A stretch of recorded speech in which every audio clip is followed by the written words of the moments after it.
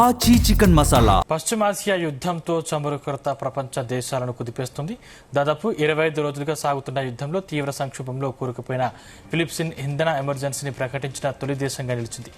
ఇంధన భద్రత, పెరుగుతున్న విద్యుత్ ధరల నుంచి ప్రజల్ని రక్షించేందుకు ఈ నిర్ణయం తీసుకున్నట్లు దేశాధ్యక్షుడు ఫెర్డినాండ్ మార్కోస్ తెలిపారు. ఎమర్జెన్సీ ఏడాది పాటు కొనసాగే అవకాశం ఉంది. ఫిలిప్పీన్స్ దిగుమతి చేసుకునే క్రూడ్ ఆయిల్లో 98% పర్షియన్ గల్ఫ్ నుంచే వస్తుండడం గమనార్హం.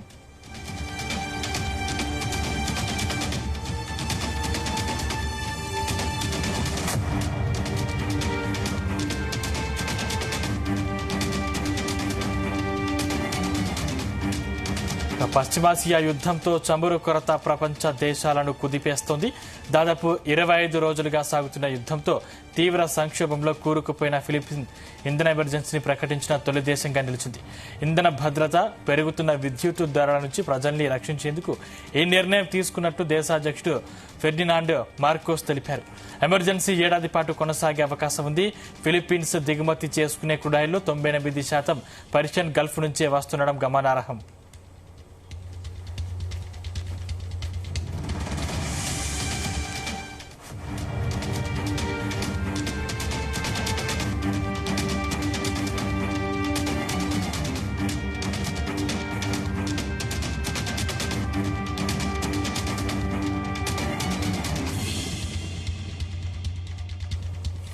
పశ్చిమాసియా యుద్ధంతో చమురు కొరత ప్రపంచ దేశాలను కుదిపేస్తుంది. దాదాపు 25 రోజులుగా సాగుతున్న యుద్ధంతో తీవ్ర సంక్షోభంలో కూరుకుపోయిన ఫిలిప్పీన్స్ ఇంధన ఎమర్జెన్సీని ప్రకటించిన తొలి దేశంగా నిలిచింది.